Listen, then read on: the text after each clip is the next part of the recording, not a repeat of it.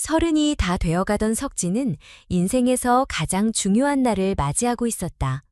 서울 강남의 고급 연회장, 화려한 조명이 비추는 테이블 위에는 정성껏 준비한 청첩장과 꽃장식이 놓여 있었고, 가족과 하객들이 기대에 찬 눈빛으로 앉아 있었다. 하지만 결혼식이 시작되기도 전에 그의 인생은 무너졌다. 지연은 아무런 전조도 없이 약혼 반지를 테이블 위에 내려놓았다. 10만 원짜리 케이터링보다 더 조용한 분위기 속에서 그녀는 단호하게 말했다. 미안해, 더는 이 결혼을 이어갈 수 없어. 석진은 말을 잇지 못했다. 세상 모든 소리가 멈춘 것처럼 귀가 멍해졌다. 곧이어 그녀의 말이 이어졌다. 나는 더 이상 농민의 며느리가 되고 싶지 않아. 석진의 가족은 충청북도 풍기에서 40년 넘게 인삼농사를 지어왔다. 정직하고 부지런한 삶이었다. 하지만 그 사실이 지연에게는 치명적인 결격 사유가 되었다. 그녀의 부모는 이미 그를 탐탁지 않아 했고 결국 결혼식 당일 아예 등을 돌렸다. 그날의 자리는 약혼식이 아니라 일방적인 파혼 통보를 위한 자리였던 셈이었다. 하객들이 하나둘 자리를 뜨고 연회장 안은 순식간에 쓸쓸해졌다. 지연의 가족은 일어나지도 않고 조용히 나가버렸고 석진의 부모는 고개를 들지 못한 채 식탁을 바라보고만 있었다. 어머니는 조용히 눈물을 흘렸고 아버지는 무겁게 한숨을 쉬었다. 석진은 그 순간 무언가가 자신의 안에서 부서지는 소리를 들은 것 같았다. 사랑도, 자존심도, 미래도 모두 산산이 조각났다. 그날 밤 석진은 아무 말 없이 부모님과 함께 고속버스를 타고 풍기로 내려갔다. 차 안은 말없이 침묵만이 흘렀다. 어머니는 창밖만 바라보고 있었고 아버지는 종이컵에 담긴 뜨거운 커피를 식을 때까지 쥐고만 있었다. 서울에 남는다는 말조차 꺼낼 수 없었다. 그들의 눈빛은 이미 모든 것을 말하고 있었기 때문이다. 집에 도착하자마자 어머니는 조용히 석진을 부엌으로 데려가 작은 상 위에 놓인 인삼과 떡 그리고 약과를 가리켰다. 지연이 좋아한다 했잖니. 이거 전부 직접 만든 거야. 목소리는 떨렸고 그 말 속에는 그동안의 기대와 설렘 그리고 지금의 상처가 얽혀 있었다. 아버지는 식탁에 앉아 신문을 들고 있었지만 한 글자도 읽지 못하고 있다는 건 누구나 알 수 있었다. 석진은 숨을 깊게 들이마셨다. 그리고 처음으로 입을 열었다. 엄마, 아빠, 미안해요. 내가 너무 쉽게 믿었어요. 어머니는 고개를 젓더니 고개를 숙이고 조용히 눈물을 닦았다. 우리 때문에 네가 그런 수모를 당했잖니. 우리가 농사꾼이라서. 그 말이 끝나기도 전에 아버지가 입을 열었다. 미안하다 석진아. 우리가 좀 더 괜찮은 직업을 가졌더라면 이런 일은 없었을 거야. 그 순간 석진은 가슴 깊은 곳에서 치밀어 오르는 무언가를 느꼈다. 억울함도 분노도 아니었다. 부모가 자신을 위해 평생을 바쳤고 자신은 그들의 삶을 자랑스러워하지 못했다는 부끄러움이었다. 그는 자리에서 일어났다. 엄마, 아빠, 그만하세요. 나 그런 생각 안 했어요. 절대 탓하지 마세요. 오히려 감사해요. 두 분 덕분에 내가 이렇게 컸잖아요. 아무도 말을 잇지 못했다. 그날 밤 석진은 자신의 방에서 약혼 반지를 꺼내 조용히 바라봤다. 고작 며칠 전만 해도 사랑의 상징이던 반지가 이제는 버려진 약속의 잔해처럼 느껴졌다. 그 반지에 담긴 의미는 무너졌지는 그날의 굴욕은 오히려 그에게 어떤 결심을 품게 했다. 그는 다시는 누구에게도 부모님의 삶을 비웃게 하지 않겠다고 다짐했다. 그가 서울에서 배운 경영학은 결국 농장을 위한 것이 될지도 몰랐다. 상처받은 자존심과 부서진 기대 속에서 석진은 새로운 미래를 만들기로 마음먹었다. 농민의 아들이라는 이유만으로 외면받았던 그날의 치욕을 반드시 보란듯이 되갚아주고 싶었다. 다음 날 새벽 그는 부모가 늘 시작하던 시간에 맞춰 밭으로 나갔다. 아버지의 일지를 꺼내 기록을 넘기고 인삼 재배법을 다시 읽었다. 서울에서 입었던 셔츠 대신 낡은 작업복을 입고 구두 대신 오래된 고무신을 꺼냈다. 이제부터 그가 걸어갈 길은 정해져 있었다. 농사라는 길은 쉽지 않다는 것을 안다. 하지만 그는 이제 알고 있다. 그 길을 걸어온 부모의 삶이 결코 초라하지 않다는 것을. 누군가는 피하려는 그 길이 누군가에겐 인생을 지탱하는 자부심이라는 것을. 그리고 그 길에서 그는 다시 시작할 것이다. 석진은 며칠 동안 아무 말도 하지 않았다. 새벽부터 해가 질 때까지 아버지와 함께 밭에 나가 묵묵히 일을 도왔다. 말없이 삽을 들고 말없이 뿌리를 다듬고 말없이 땀을 흘렸다. 주변 사람들은 그를 조심스럽게 대했고 어머니는 늘 도시락을 2개 준비해 챙겨주었다. 그렇게 며칠이 지나고 어느 날 밤 석진은 그 반지를 다시 꺼내 손에 올려보았다. 손가락에 맞지도 않는 반지를 바라보며 그는 조용히 중얼거렸다. 이 반지가 나한텐 어떤 의미였을까? 그날 밤 그는 집을 나섰다. 딱히 갈 데가 있었던 건 아니었다. 그냥 이대로 아무것도 안 하고 있으면 자신이 무너질 것 같았다. 서울로 가는 막차에 올라탔고 종착역 근처의 낯선 정류장에서 내려 벤치에 앉았다. 주머니에선 여전히 그 반지가 들어있는 작은 케이스가 만져졌다.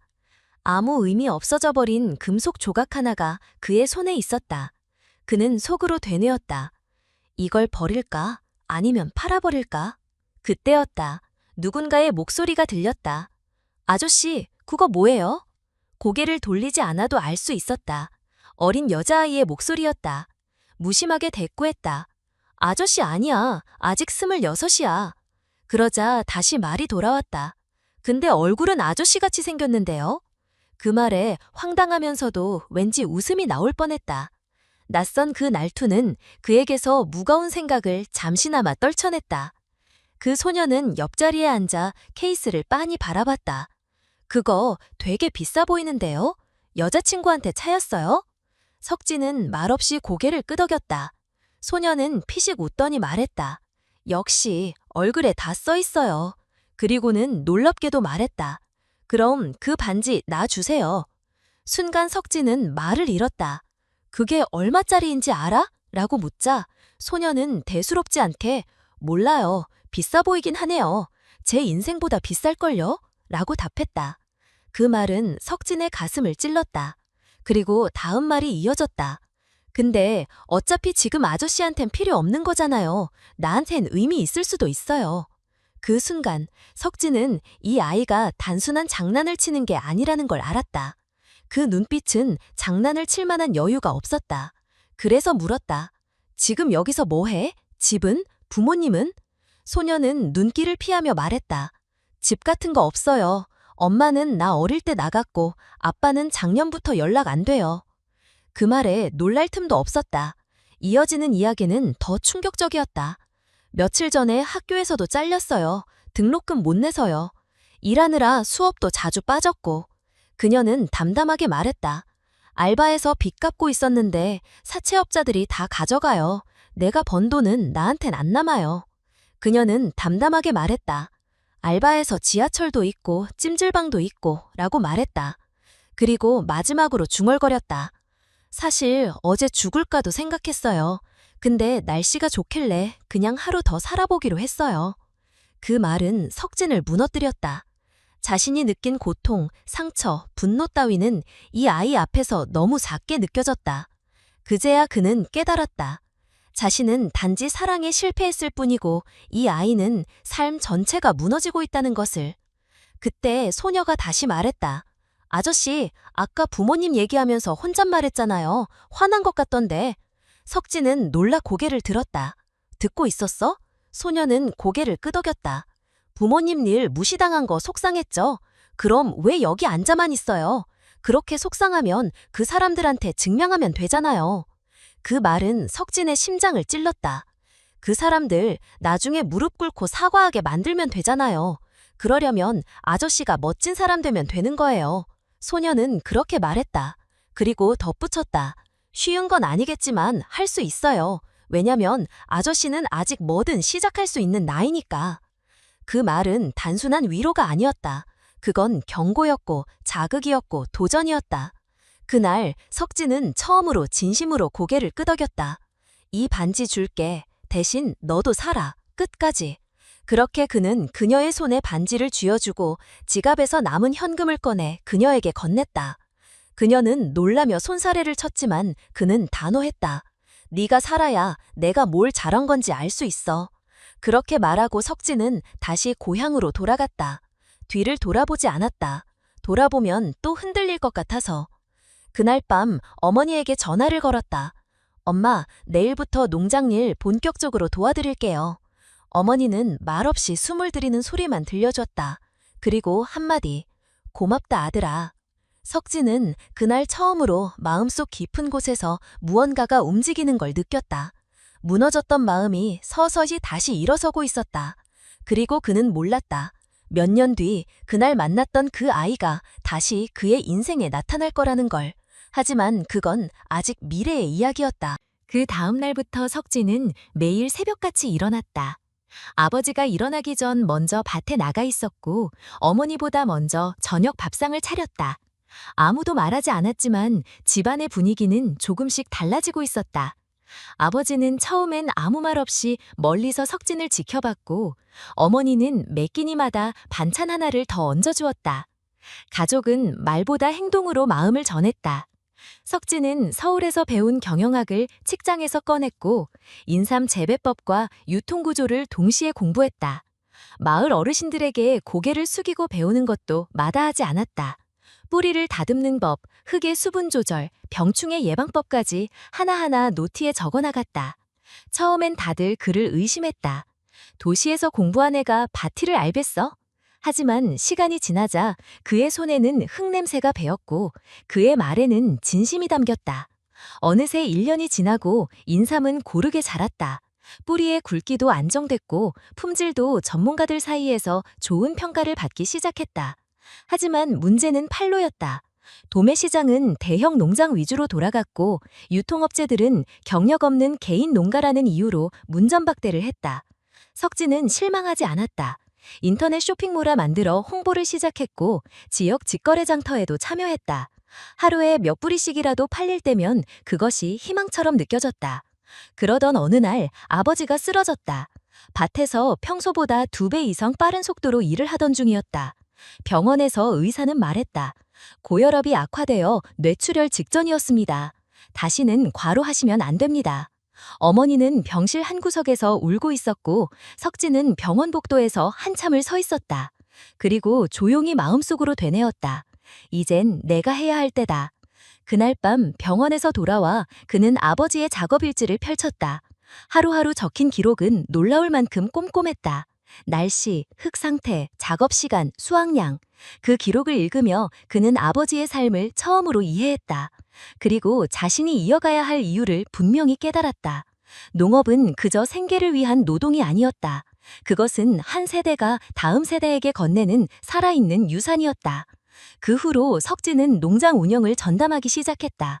아버지는 병원에서 회복 중이었고 어머니는 병문안을 가느라 바빴다. 혼자 모든 것을 책임지는 건 힘들었지만 그는 불평하지 않았다. 일할 수 있다는 것 자체가 감사했다. 일주일에 한 번씩 병실을 찾아가 아버지에게 보고했다. 아버지는 여전히 말을 아꼈지만 그의 눈빛에는 신뢰가 담겨 있었다. 하루는 병실에서 아버지가 처음으로 입을 열었다. 농사는 쉽지 않다. 친구들은 양복 입고 사무실에서 일할 때 너는 비 맞고 흙 속에서 살아야 한다. 그거 괜찮겠냐? 석진은 잠시 숨을 고른 뒤 말했다. 괜찮아요. 이 일 부끄럽지 않아요. 오히려 자랑스러워요. 아버지는 아무 말 없이 창밖을 바라봤다. 그리고 아주 작게 웃었다. 그것은 아들이 어른이 되었다는 걸 받아들인 아버지의 미소였다. 그날 이후로도 석진은 멈추지 않았다. 매일 새벽 4시에 일어나 밭을 돌보고 오후에는 유통업체와의 미팅, 저녁에는 온라인 주문을 포장했다. 주말엔 지역 축제나 농업 박람회에 참가했다. 어느 순간부터 마을 사람들도 그를 다르게 보기 시작했다. 서울 다녀온 청년이 꽤 열심히 하네 라는 말이 들릴 때면 그는 아무 말 없이 웃으며 고개를 숙였다. 하지만 아무리 노력해도 수익은 늘 빠듯했다. 중간 유통을 거치지 않다 보니 수익은 대부분 배송비와 포장비로 빠져나갔다. 한 달에 버는 돈은 고작 100만 원 남짓. 적자는 아니었지만 앞으로의 확장에는 한계가 분명했다. 석진은 다시 고문에 빠졌다. 이대로 계속할 수 있을까? 부모님을 책임질 수 있을까? 그 무렵 그는 새로운 판로를 찾기 시작했다. 건강식품을 사용하는 보육원, 복지시설, 학교 급식센터 등 정기적으로 인삼을 소비할 수 있는 단체를 공략하기로 한 것이다. 그는 양복을 꺼내 입고 프레젠테이션 자료를 만들었다. 인삼의 효능, 친환경 재배 방식, 지역사회 기여도 그 어느 때보다 철저하게 준비했다. 그리고 첫 번째 시설을 찾았다. 인천에 위치한 아동보호센터였다. 담당자는 무표정한 얼굴로 서류를 넘겼고 말했다. 죄송하지만 저희는 계약된 업체 외에는 거래가 어렵습니다. 석진은 고개를 숙이며 정중하게 말했다. 만만이라도 봐주세요. 품질엔 자신 있습니다. 담당자는 손사래를 쳤고 미팅은 10분도 안 되어 끝났다. 그날 밤 그는 다시 좌절했다. 이 길도 막히는 걸까? 이 길도 막히는 걸까? 서울에서 받은 거절과 시선이 다시 떠올랐다. 하지만 그는 포기하지 않았다. 두 번째, 세 번째 시설로 발걸음을 옮겼고 거절당하는 와중에도 꾸준히 샘플을 전달했다. 그리고 다음 날 뜻밖의 전화 한 통을 받았다. 안녕하세요. 어제 인삼 샘플 가져오셨던 분 맞죠? 혹시 다시 한번 이야기 나눌 수 있을까요? 그 전화는 그의 삶을 바꾸는 시작이었다. 그날을 시작으로 석진의 인생은 다시 조금씩 움직이기 시작했다. 하지만 그는 아직 몰랐다. 그 변화의 중심에 누가 기다리고 있었는지를, 그리고 과거의 작은 선택이 어떻게 다시 현재로 돌아올지를. 그 전화는 인천 아동보호센터에서 온 것이었다. 담당자는 조심스럽게 말했다. 사실 어제 직원 중 한 분이 샘플을 드셔보셨는데 맛이 아주 좋았다고 하더라고요. 그래서 한 번 더 이야기 들어보자는 의견이 나왔어요. 석진은 숨을 고르며 다시 센터를 방문했다. 그를 맞이한 건 낯찍지 않은 젊은 여성 직원이었다. 이름표에는 윤미나 사회복지사라고 적혀 있었다. 미나는 정중하게 인사하며 회의실로 안내했다. 몇 명의 직원이 동석한 자리에서 다시 프레젠테이션이 진행됐다. 미나는 조용히 앉아 있다가 중간에 입을 열었다. 아이들한테 먹이는 식자재인 만큼 단가보다는 품질이 중요하다고 생각합니다. 이 인삼은 일반 제품보다 향이 순하고 쓴맛이 덜하네요. 아이들도 부담 없이 먹을 수 있을 것 같아요. 분위기가 달라졌다. 담당자는 결국 시범 공급을 제안했고 3개월간의 시험 계약이 체결되었다. 그날 밤 석진은 어머니와 함께 소박한 반찬에 밥을 먹으며 조용히 말했다. 엄마, 드디어 한 군데랑 계약했어요. 어머니는 말없이 고개를 끄덕였고 아버지는 병실에서 전화로 소식을 듣고 짧게 말했다. 잘했다. 며칠 후 미나에게서 연락이 왔다. 혹시 이번 주 토요일에 시간 되세요? 저희가 연결해드릴 만한 곳이 하나 있어요. 석진은 약속된 시간에 다시 인선으로 향했다. 미나는 그를 근처의 사설 유치원으로 데려갔다. 원장은 인삼의 향을 맡아보며 말했다. 우리 아이들 먹는 거라 항상 신중한데 윤 선생님이 추천하셨다니까 믿어볼게요. 그 자리에서 두 번째 계약이 이루어졌다. 이후 미나는 교육청 영양사 모임에 석진을 초대했고 급식 관련 담당자들에게 소개해 주었다. 몇몇 학교가 관심을 보였고 다시 샘플이 전달되었다. 미나는 말하지 않았지만 석진은 느낄 수 있었다. 그녀는 단순히 연결만 해주는 게 아니었다. 그를 대신해 신뢰를 쌓아주고 있었다. 석진은 미나가 왜 이런 도움을 주는지 궁금했다. 그녀는 늘 바빴고 여러 시설을 오가며 하루를 보냈다. 그러면서도 그의 연락에 빠르게 응답했고 가능한 모든 연결고리를 만들어주었다. 석진은 문득 생각했다. 이 사람은 도대체 어떤 삶을 살아왔기에 이렇게까지 남을 도와줄 수 있는 걸까? 어느 날 작은 초등학교에 시식회가 열렸다. 석진은 손수 재배한 인삼을 가져가 아이들과 교사들 앞에서 제품 설명을 했다. 아이들이 이거 맛있어요 라고 말할 때마다 석진의 마음엔 작은 불이 하나씩 켜졌다. 미나는 구석에서 그 모습을 조용히 지켜보며 흐뭇하게 미소 지었다. 시식회는 성공적이었다. 교장은 그 자리에서 정기 납품을 결정했다. 그날 저녁 석진은 미나와 함께 버스를 기다리며 말했다. 덕분에 이렇게까지 왔어요. 정말 감사합니다. 미나는 고개를 저으며 말했다. 아니요, 제가 도운 거 아니에요. 인삼이 맛있었고 그걸 열심히 만든 사람이 있었을 뿐이에요. 그 말은 짧았지만 석진에게 큰 울림으로 남았다.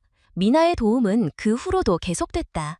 지역 아동복지센터, 발달장애 아동보호소, 청소년 쉼터 등 다양한 시설의 연결이 이어졌다. 어느새 석진의 인삼은 아이들이 잘 먹는 인삼으로 입소문이 나기 시작했다. 계약은 점점 늘어났고 수입도 안정화되었다. 농장의 이름도 서진 농원으로 변경되었고 포장지에는 지역 아동을 위한 건강한 한 뿌리라는 문구가 새겨졌다. 어느 날 아버지는 재활을 마치고 집으로 돌아왔다. 석진은 그를 밭으로 데려가 새롭게 정리된 작업장을 보여주었다. 아버지는 말없이 한참을 바라보다가 짧게 말했다. 이제 너한테 맡겨도 되겠구나. 어머니는 마을 이장 모임에서 아들의 농장이 이야기되었다는 소식을 전하며 뿌듯해했다. 이웃들은 서울 간 아들이 이렇게 성공할 줄 몰랐네 라며 칭찬을 아끼지 않았다. 그러나 석진의 마음속에는 여전히 미나에 대한 궁금증이 남아있었다. 그녀는 늘 바쁘고 성실했지만 어디까지나 사회복지사로서의 역할에 집중하는 사람이었다.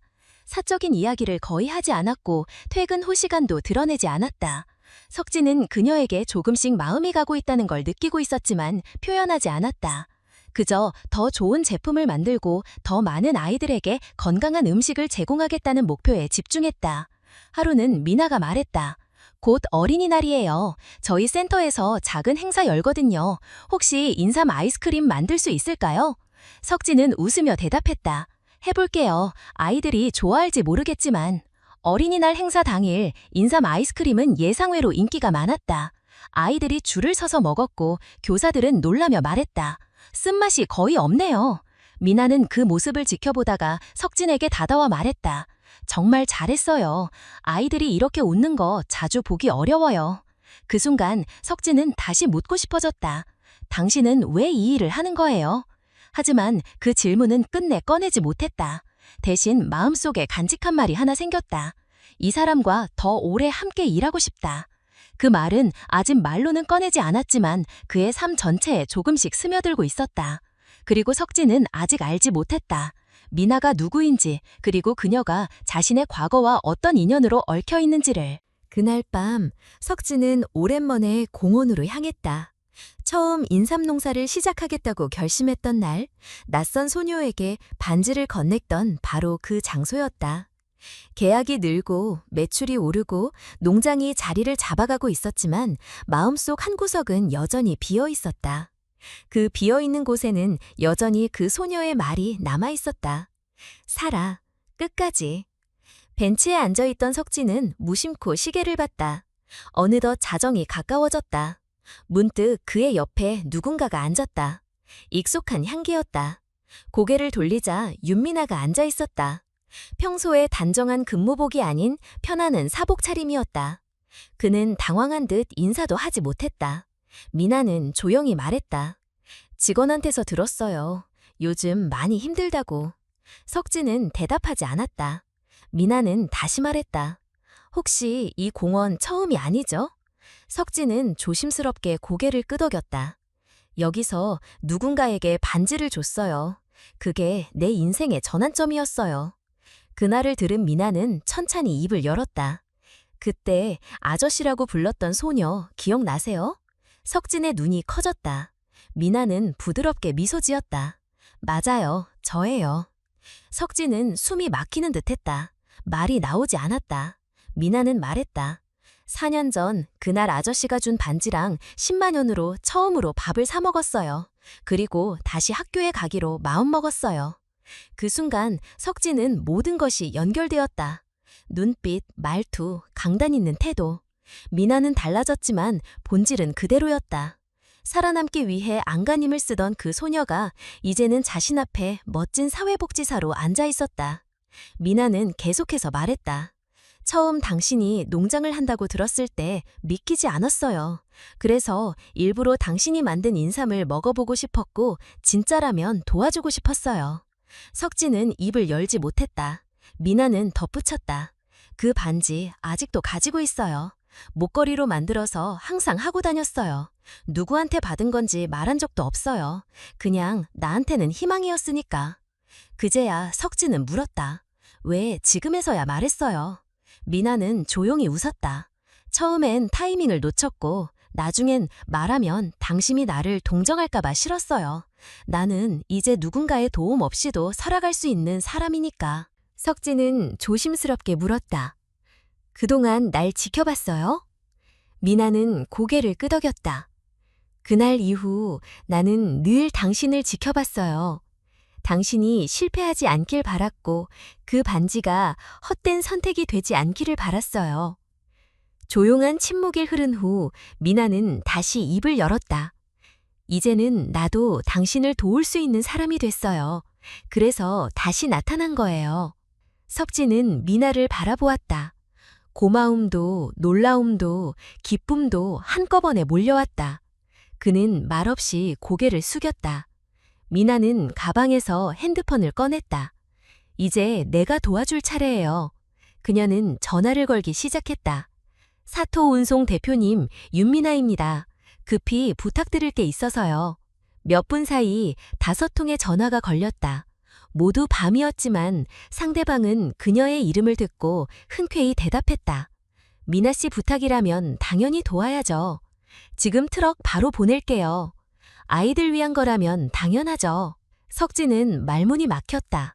자신이 그렇게 간절히 애원했던 업체들이 그녀의 한마디에 기꺼이 움직이고 있었다. 미나는 미소 지으며 말했다. 4년 동안 나도 누군가의 손을 붙잡아가며 여기까지 왔어요. 그리고 그 손을 다시 다른 사람에게 건네는 게 내가 해야 할 일이라고 생각했어요. 그날 새벽 5대의 트럭이 동시에 도착했다. 석진은 직원들과 함께 짐을 실었고 출발은 지연되지 않았다. 모든 납품은 시간에 맞춰 완료되었다.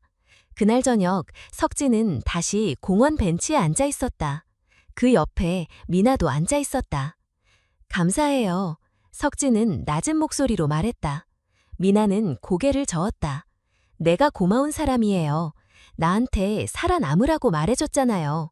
그녀는 조용히 목걸이를 풀어 그의 손에 올려놓았다. 4년 전 그 반지였다. 빛바랬지만 여전히 반짝였다. 미나는 말했다. 팔지 않았어요. 그럴 수 없었어요. 그건 내 삶을 바꾼 증거였으니까요. 석진은 손에 반지를 쥐고 조용히 말했다. 이제는 내가 지켜줄게요. 이번엔 내가 줄 차례예요. 미나는 그 말을 들으며 살짝 눈시울을 붉혔다. 아무 말 없이 고개를 끄덕였다. 그날 밤 2사람은 아무 말 없이 오랫동안 앉아 있었다. 과거의 상처와 현재의 연결이 하나로 이어지는 느낌이었다. 그리고 석진은 처음으로 진심으로 느꼈다. 그 반지를 건넸던 날 자신은 단지 한 사람의 인생만이 아니라 자신의 미래도 바꾸고 있었다는 것을. 미나는 다시 목걸이를 걸지 않았다. 대신 조용히 보관함에 넣어 책상 서랍 한쪽에 두었다. 반지는 이제 추억이 아니라 새로운 시작을 준비하는 약속처럼 느껴졌다. 석진과 미나는 그날 이후 더욱 자주 마주했다. 농장과 복지시설을 오가는 일정이 자연스럽게 겹쳤고 일 외의 시간도 조금씩 공유하게 되었다. 함께 밥을 먹고 행사 계획을 논의하고 지역 아이들을 위한 프로젝트를 함께 기획했다. 어느 날 석진은 조심스럽게 물었다. 혹시 주말에 시간 있어요? 같이 저녁이라도? 미나는 고개를 끄덕이며 미소를 지었다.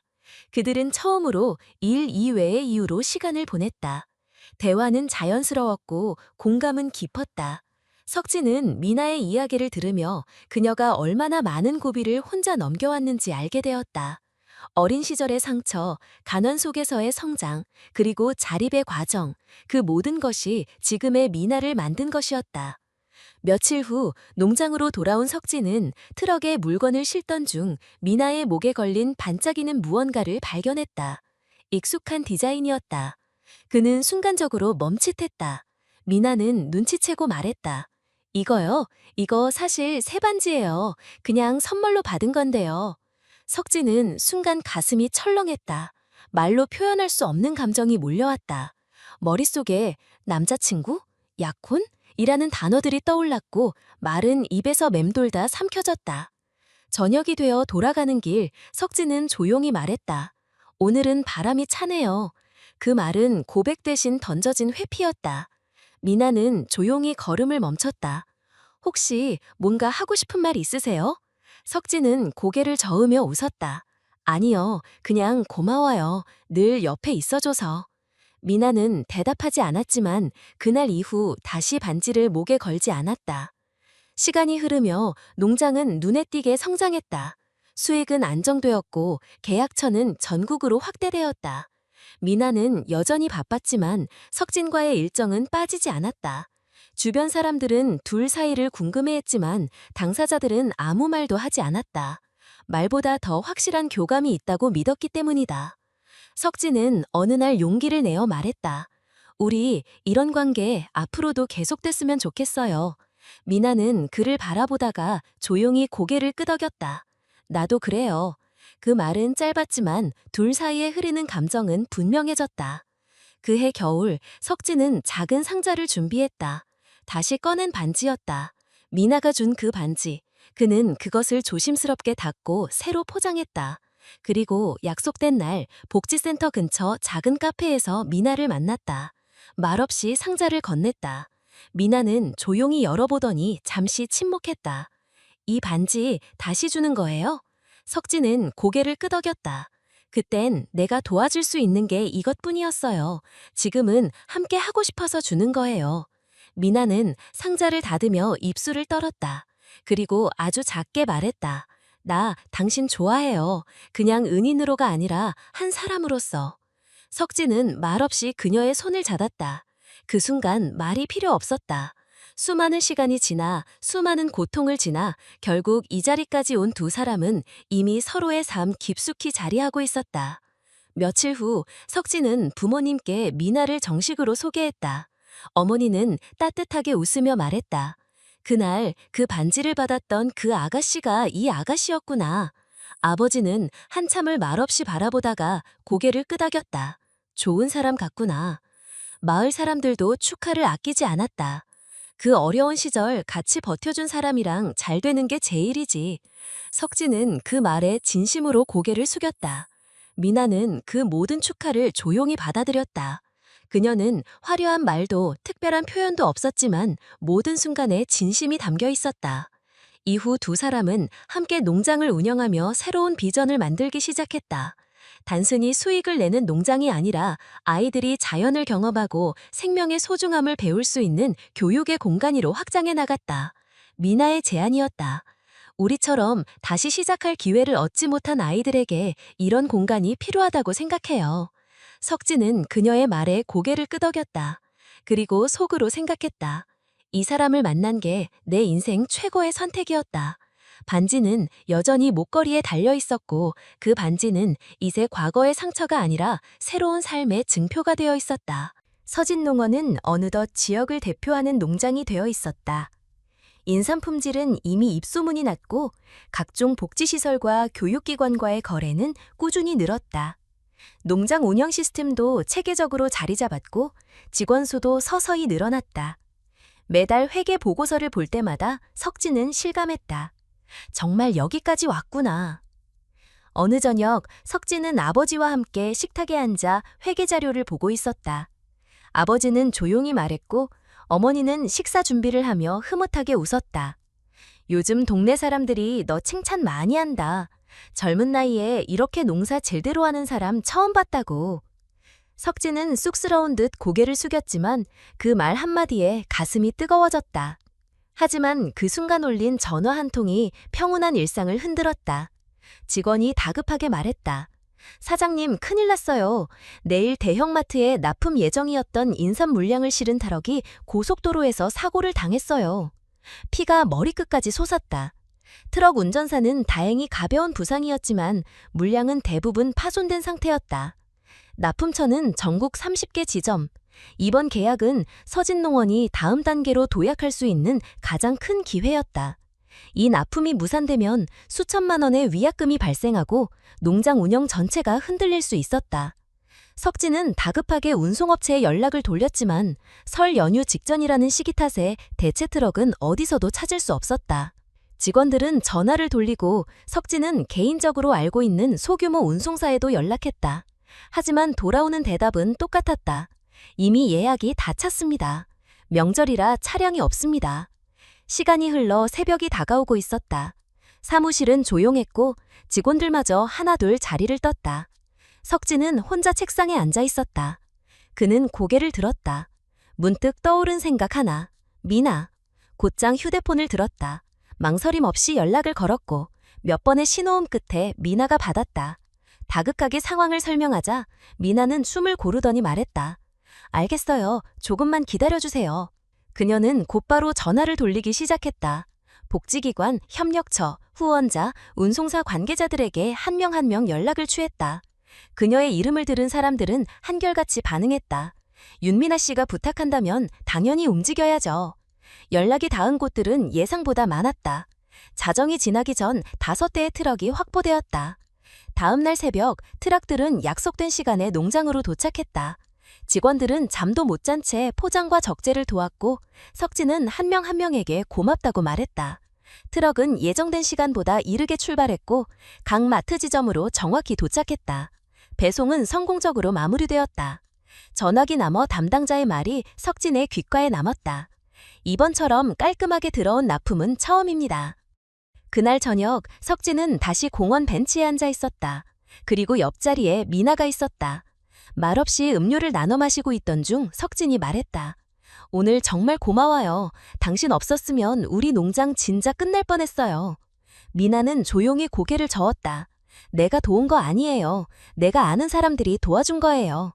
그 사람들은 모두 누군가에게 한 번쯤 받은 따뜻함을 돌려주고 싶었던 거예요. 석진은 잠시 침묵했다. 그리고 조용히 꺼낸 말. 그날 당신한테 반지 줬을 때 나 그렇게 큰일 했다고 생각 안 했어요. 그냥 살아야 한다고 그렇게 말하고 싶었을 뿐이었어요. 미나는 작게 웃었다. 근데 그 말이 내 인생을 바꿨어요. 당신도 그날 그렇게 말한 걸 후회 안 했으면 좋겠어요. 석진은 천천히 고개를 끄덕였다. 그리고 핸드폰 사진첩을 열어 미나에게 보여주었다. 어린이 체험학습 프로그램 계획서였다. 아이들이 농장을 방문해 인삼 수확을 직접 체험하고 자연 속에서 생명의 가치를 배우는 프로그램. 미나의 눈빛이 빛났다. 이거 정말 하는 거예요? 석진은 확신에 찬 목소리로 말했다. 이제 우리가 받은 걸 다른 아이들에게 돌려줄 차례니까. 며칠 후 미나가 농장으로 찾아왔다. 직원들과 인사를 나누고 함께 프로그램 세부 내용을 조율했다. 교사들과 학부모 대상 설명회도 열었다. 참가 신청은 예상보다 빨랐다. 특히 보호시설이나 저소득층 아이들에겐 무료로 개방하기로 했다. 프로그램 이름은 뿌리 학교였다. 석진과 미나는 함께 움직였다. 행사 준비, 강사 섭외, 교육 자료 준비까지 모든 것을 손수 계획했다. 일은 많았지만 피곤하지 않았다. 함께 있다는 것만으로도 버틸 수 있었고 의미 있는 일을 한다는 사실이 두 사람을 단단하게 연결해 주었다. 그러던 어느 날 미나는 농장 마당에 앉아 아이들의 사진을 보며 말했다. 이 아이들 중 몇 명은 예전에 나처럼 살고 있어요. 집도 돈도 부모도 없이. 그래서 내가 조금 더 열심히 살아야겠다고 늘 다짐해요. 석진은 그녀를 바라보며 생각했다. 이 사람을 만나지 않았더라면 나는 지금 어떤 사람이었을까? 그날 밤 석진은 조용히 말했다. 나 당신과 평생 같이 일하고 싶어요. 그리고 같이 살고 싶어요. 미나는 한참을 침묵했다가 작게 웃으며 말했다. 나도 그래요. 예전엔 그런 꿈조차 사치라고 생각했었는데 지금은 아니에요. 석진은 책상 서랍에서 상자를 꺼냈다. 낡았지만 정갈하게 닦인 반지가 들어있었다. 이번엔 진짜 의미로 주고 싶어요. 미나는 눈을 떼지 못했다. 그리고 아주 작게 그러나 확실하게 대답했다. 응, 나도 받아들일 준비됐어. 결혼식은 작은 마을 회관에서 조용히 열렸다. 하객은 많지 않았지만 모두 진심으로 축하해주는 사람들이었다. 석진의 부모는 단정한 한복을 입고 앞자리에 앉았고 마을 어르신들은 새벽부터 떡을 준비해왔다. 아이들은 축하 노래를 부르며 꽃잎을 흩뿌렸다. 미나는 흰 드레스를 입고 조용히 걸어 나왔다. 손에는 그 옛날 반지가 담긴 작은 목걸이가 쥐어져 있었다. 왼손 약지에는 새로 맞춘 결혼 반지가 반짝였지만 그녀는 그날의 목걸이도 포기하지 않았다. 미나는 단상에 올라 마이크를 잡았다. 떨리는 목소리로 말했다. 저는 4년 전 아무것도 없는 사람이었습니다. 집도 돈도 미래도 없었습니다. 그때 한 사람이 저에게 행복해지라고 말해줬습니다. 그 말 한마디가 제 삶을 바꿨고 오늘 저는 이 자리에서 그 사람과 함께 서 있습니다. 오늘 저는 세상에서 가장 행복한 사람입니다. 박수 소리 속에서 석진은 미나의 손을 꼭 잡았다. 어머니는 눈물을 훔쳤고 아버지는 고개를 천천히 끄덕였다. 사진사가 그 장면을 담았다. 둘이 함께 서 있는 모습, 오래전 버려졌던 반지 하나가 다시 이어준 인연이었다. 며칠 뒤 농장 사무실로 한 여자가 찾아왔다. 낡은 외투, 지친 얼굴, 그리고 수척해진 몸. 순간 석진은 그녀를 알아보지 못했다. 하지만 그녀가 조용히 말했다. 석진아, 나야, 지연이야. 지연은 오랜 침묵 끝에 고개를 숙였다. TV에서 봤어. 성공했다며. 축하해. 그녀의 눈은 피곤했고 목소리에는 기력이 없었다. 석진은 조용히 자리에 앉으라 권했다. 그녀는 입을 떼며 말했다. 나 많이 무너졌어. 결혼했던 사람 알고 보니 사기꾼이었어. 가진 거 다 잃고 빚만 남았어. 돌아갈 곳도 없고 이제 의지할 사람도 없어. 석진은 아무 말 없이 그녀의 말을 들었다. 그녀는 손가락 끝을 떨며 말했다. 조금만, 정말 조금만 도와주면 안 될까? 너밖에 생각나는 사람이 없어서. 바로 그때 미나가 사무실로 들어왔다. 그녀는 지연을 본 순간 모든 걸 직감한 듯 했다. 조용히 걸어와 석진 옆에 앉았다. 그리고 차분한 목소리로 말했다. 죄송하지만 도움을 드릴 수 없습니다. 지연은 당황한 듯 입을 열지 못했다. 미나는 조용히 말을 이었다. 당신은 과거에 석진 씨가 농민의 아들이라는 이유로 결혼을 파기했습니다. 그때 그가 겪은 고통과 그의 부모님이 느낀 상처 생각해 보신 적 있나요? 지연은 고개를 숙였고 미나는 계속해서 말했다. 우리는 당신을 원망하지 않아요. 하지만 지금처럼 힘들 때 편리하게 다시 손을 내미는 건 옳지 않다고 생각해요. 그건 책임이 아니니까요. 석진은 말없이 그 말을 지지했다. 미나는 마지막으로 조용히 말했다. 하지만 사람은 누구나 다시 시작할 수 있습니다. 저도 그랬고 석진 씨도 그랬어요. 그녀는 책상 서랍에서 작은 전단지를 꺼내 지연에게 건넸다. 여성 자립지원센터 상담 안내. 지연은 떨리는 손으로 전단지를 받아들고 잠시 머뭇거리다 조용히 말했다. 고마워. 미안해. 정말 미안하고 고마워. 그녀는 고개를 깊게 숙이고 돌아섰다. 미나는 그 모습을 가만히 바라보다 조용히 중얼거렸다. 무너졌던 사람도 다시 걸을 수 있어요. 진심으로 원한다면. 그날 저녁 석진과 미나는 밭을 함께 돌았다. 다음 달부터 시작될 아이들과 함께하는 농업체험 프로그램을 준비하기 위해 교육 공간을 점검했다. 교실 대신 밭에서 배우는 수업. 아이들이 흙을 만지고 씨앗을 심고 자라는 과정을 보며 생명을 이해할 수 있도록 만들고 싶었다. 그건 미나의 제안이었고 석진은 흔쾌히 동의했다. 요즘 미나의 손에는 생일 카드를 만들기 위한 색종이, 풀, 스티커가 항상 들려 있었다. 프로그램에 참여하는 아이들 중 몇 명은 생일을 챙겨줄 사람이 없어 외로운 경우가 많았기 때문이다. 석진은 그 모습을 지켜보며 생각했다. 이 사람이 내 옆에 있다는 게 얼마나 큰 축복인지. 며칠 뒤 병원에서 돌아온 어머니가 말했다. 이번에 손주 보면 정말 소원이 없겠다. 석진은 웃으며 대답했다. 조금만 기다려요. 이제 곧 볼 수 있을 거예요. 미나는 이미 임신 5개월 차였다. 새로운 생명이 자라고 있었다. 농장 한편에는 미나의 손으로 만든 작은 텃밭이 생겼고 그 옆에 나무 간판이 하나 세워졌다. 어느 늦은 오후 석진은 미나와 함께 벤치에 앉아 조용히 말했다. 당신을 만난 건 내 인생의 전환점이었어요. 내가 준 건 반지 하나였지만 당신은 내 삶 전체를 바꿔줬어요. 미나는 조용히 대답했다. 그 반지가 나를 살렸어요. 그리고 이제는 우리가 다른 누군가를 살릴 수 있는 사람이 되었어요. 석진은 그녀의 손을 잡았다. 그 손은 작고 따뜻했지만 세상을 바꿀 수 있는 힘이 있었다. 그리고 그는 마음속으로 되뇌었다. 누군가의 작은 선택이 누군가의 인생 전체를 바꿀 수 있다는 걸 우리는 알고 있다. 그걸 기억하며 우리는 오늘도 뿌리를 내리고 자란다. 오늘 이야기를 끝까지 관심 있게 들어주신 여러분께 진심으로 감사드립니다. 이 이야기를 통해 우리가 다시 한번 느낄 수 있었던 것은 작은 선택 하나가 누군가의 인생 전체를 바꿀 수 있다는 사실입니다. 따뜻한 말 한마디, 진심 어린 행동 하나가 절망 속에 있는 누군가에게 삶의 빛이 될 수 있다는 것을 우리는 잊지 말아야 합니다. 어떤 환경에서 자랐든, 어떤 상처를 안고 있든 누구나 다시 시작할 수 있고 서로에게 손을 내밀 수 있습니다. 이야기의 주인공처럼 누군가의 아픔을 외면하지 않고 기억하고 응원하며 함께 걸어가는 삶이야말로 진정한 의미의 함께일 것입니다. 여러분이 이 이야기를 통해 마음의 울림을 느끼셨다면 우리 채널에 따뜻한 응원을 보내주세요. 좋아요를 눌러주시고 아래 댓글에 여러분의 소중한 감상도 남겨주시고 앞으로도 이런 이야기들을 계속 듣고 싶으시다면 채널을 구독해주시면 큰 힘이 됩니다. 당신의 응원이 또 다른 누군가에게 희망이 되어 돌아올 수 있습니다. 오늘도 함께 해주셔서 감사합니다. 다음 이야기에서 다시 뵙겠습니다.